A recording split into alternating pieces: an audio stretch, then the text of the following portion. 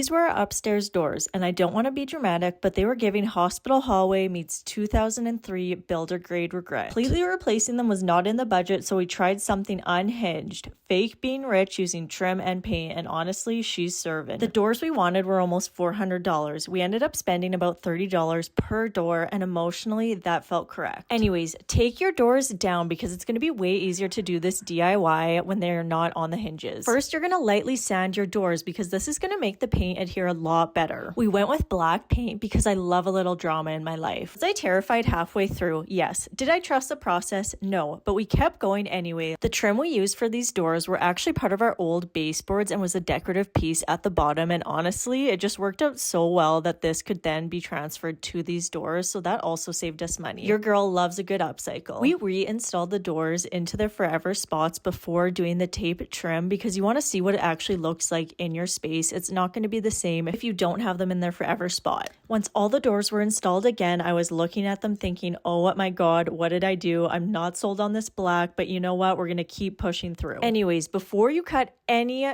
trim, make sure you take some tape and tape it out on the door so that you can kind of get a vision for what your design you're going for and whether you like it or not. Then you're going to cut your trim, and honestly, this is the most annoying part. It's not hard, it's just math, and I don't do math, I do vibes. When cutting these trim pieces, you're doing them all at a 90-degree angle. We had 5 doors where we were adding trim, so I'm not going to bore you with how long this took, but just know it took a while. After what felt like forever, we started installing the trim on the doors. I originally had started painting the trim pieces before installing them, and then kind of questioned why I was doing that because I knew I was going to have to repaint them anyways once we did the fill on them, so I gave up on half. This is a tip I always recommend doing with a project like this, is to create a template if you have 2 boxes so that the spacing is equal on either side of the box, and it's going to make your life so much easier. It's going to cut down on the measuring, and we do not like measuring here. Once all the trim was up, we filled the nail holes, caulked every edge, and sanded it smooth again, and try not to spiral over the tiny gaps. Spoiler alert, I did spiral a little bit. And I'm sorry, why does my hand look like ET right now?